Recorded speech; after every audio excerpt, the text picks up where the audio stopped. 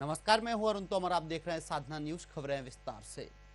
School जावे पढ़े बर, जिंदगी ला गढ़े बर, यह छत्तीसगढ़िया स्लोगन बच्चों को एक बेहतर भविष्य का सपना दिखाने के लिए लिखा गया है, ताकि शिक्षा हासिल कर रहे वह बच्चे पदों पर बैठकर समाज को एक नई दिशा दे सके। लेकिन प्रदेश के स्कूल शिक्षा मंत्री के खुद गृह जिले सूरजपुर में आज विभागीय लापरवाही के कारण 209 छात्र छात्राओं का भविष्य अधर में लटका नजर आ रहा है। क्या है पूरा मामला, देखें हमारे इस खास रिपोर्ट में। पूरे साल मेहनत से पढ़ाई करने के बाद पूरे नियमों के साथ ईमानदारी से परीक्षा में बैठकर सभी प्रश्नों के उत्तर लिखने के बाद भी अगर किसी छात्र को फेल कर दिया जाए तो उसकी और उसके परिजनों की हालत क्या होगी, शायद इसका अंदाजा लगा पाना कठिन है।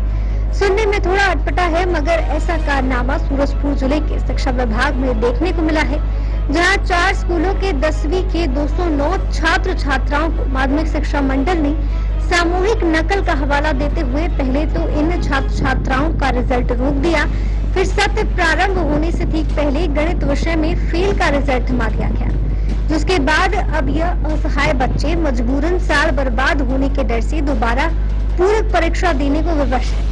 सूरजपुर जिला, जो खुद प्रवेश के स्कूल शिक्षा मंत्री प्रेमसाई सिंह टेकाम का गृह जिला है, दरअसल जिले के परशुराम हाई स्कूल में बोर्ड एग्जाम के समय 4 स्कूल सूरता, सालही, आमगांव और परशुरामपुर स्कूल के छात्र छात्राओं के लिए परशुरामपुर हाई स्कूल में परीक्षा केंद्र बनाया गया था, जिसमें 209 छात्र छात्राएं 10वीं बोर्ड परीक्षा में शामिल हुए थे।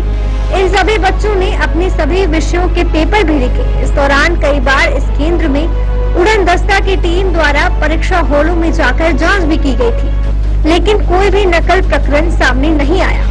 लेकिन जब परीक्षा का रिजल्ट छात्र छात्राओं के हाथ में आया तो उनके पैरों तले जमीन खिसक गई, क्योंकि माध्यमिक शिक्षा मंडल ने सामूहिक नकल का हवाला देते हुए परीक्षा केंद्र परशुरामपुर में परीक्षा देने वाले 209 परीक्षार्थियों को ही गणित विषय में 0 नंबर देकर पूर्व घोषित कर दिया। वहीं पीड़ित छात्र छात्राओं का कहना है कि हम लोग अपने रोल नंबर के अनुसार ही क्रम से बैठ पेपर दिए थे, लेकिन अब हम लोगों को दोबारा पेपर देना पड़ेगा, क्योंकि हमारे रिजल्ट पे गणित विषय में मार्क्स 0 दिख रहे हैं। सर, हम लोग तो पेपर दिए थे, रोल बाय रोल बैठे थे और रोल नंबर हिसाब से बैठे थे, और क्या बोलते हैं कि सेट भी अलग अलग था सबका, और लिखे भी थे, फिर भी से डबल एग्जाम ले रहे हैं हम लोग का। नहीं, रिजल्ट आया है, लेकिन क्या बोलते हैं मैथ का एग्जाम में ना 0 दिखा रहा है, पता नहीं क्यों। और फिर रिजल्ट हम लोग तो पेपर लिखे थे, अच्छे से लिखे थे, रोल नंबर हिसाब से बैठ के ही लिखे थे, और सेट भी सबका अलग अलग ही था।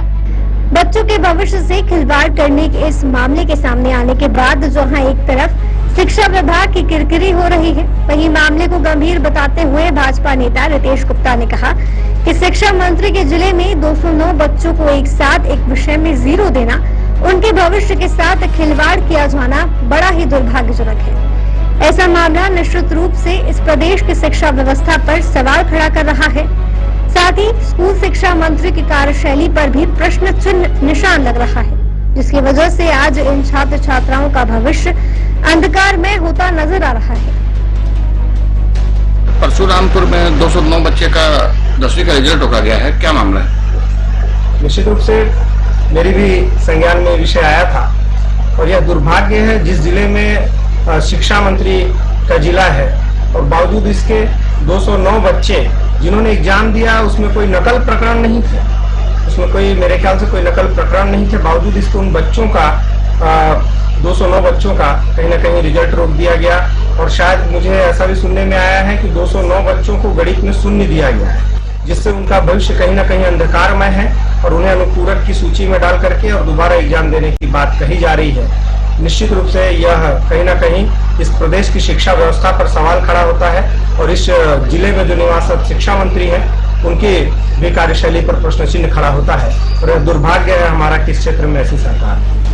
ग्रामीणों की माने तो यह विभाग की गलती है, जिसका खामियाजा आज यह छात्र भुगतने को मजबूर है। क्षेत्र में 209 बच्चों का रिजल्ट रोककर उनको एक विषय में फेल करने से परिजन सहित ग्रामीण प्राकृतिक काफी आक्रोशित नजर आ रहे हैं। उनका कहना है, जब इस क्षेत्र में एक भी नकल का मामला परीक्षा के समय नहीं आया था, और उस विषय की परीक्षा के समय विकासखंड शिक्षा अधिकारी स्वयं उस केंद्र में दौरे पर पहुंचे थे, उसके बाद भी इस तरह से बच्चों के भविष्य के साथ खिलवाड़ किया गया, जो कि बेहद गलत है। जी सर, यहाँ परशुरामपुर परीक्षा केंद्र से 209 बच्चे का रिजल्ट हुआ है कक्षा 10वीं का मैथ विषय का। क्योंकि डीओ साहब से कल मेरी बात हुई थी, कल काफी परिजन वाले भी आए थे यहाँ से 3-4 ग्राम पंचायत से, और बच्चे लोग भी आए थे। तो उन लोग बात रखे कि बच्चे लोग का रिजल्ट रुक गया है और अभी भी रिजल्ट आया तो उन लोग का 0 दिखा रहा है। मैं कल डीओ साहब से बात हुई तो डीओ साहब का कहना था कि महोदय, हम लोग रायपुर से बात हुई हम लोग का, और हम लोग को बच्चे लोग को पुनः मूल्यांकन परीक्षा दिलाया जाएगा, और बोले कि ये पूरा सामूहिक नकल है। सर जी, इस विषय पे तो हम लोग को नहीं लगता है, क्योंकि अगर यहाँ का कुछ विषय पे अगर कुछ अधिकारी आए हुए थे, डीओ साहब से भी बात की, उनका कहना है कि यहाँ 1 घंटे तक वहाँ उपस्थित है डीओ साहब। तो ऐसा हम लोग को नहीं लगता है कि यहाँ नकल प्रकरण होगा। विकासखंड शिक्षा अधिकारी के साथ स्कूल के शिक्षक भी यही मानते हैं कि परीक्षा के समय कई बार उड़न दस्ता और अधिकारियों का परीक्षा केंद्र पर दौरा हुआ था। इसके बाद भी इस तरीके का परिणाम आना निराशाजनक है। जब बोर्ड एग्जाम के समय 209 परीक्षार्थी 10वीं के गणित विषय की परीक्षा दे रहे थे, तब विकासखंड शिक्षा अधिकारी स्वयं जायजा लेने पहुंचे थे और उनके द्वारा लगभग 45 मिनट रुककर मॉनिटरिंग की गई। लेकिन जांच में किसी भी छात्र के पास आपत्तिजनक सामान बरामद नहीं होने के कारण किसी भी छात्र का नकल प्रकरण नहीं बनाया गया, परंतु इस केंद्र की उत्तर पुस्तिका को जहां जांच के लिए भेजा गया था, 10वीं उत्तर माध्यमिक विद्यालय परशुरामपुर परीक्षा केंद्र में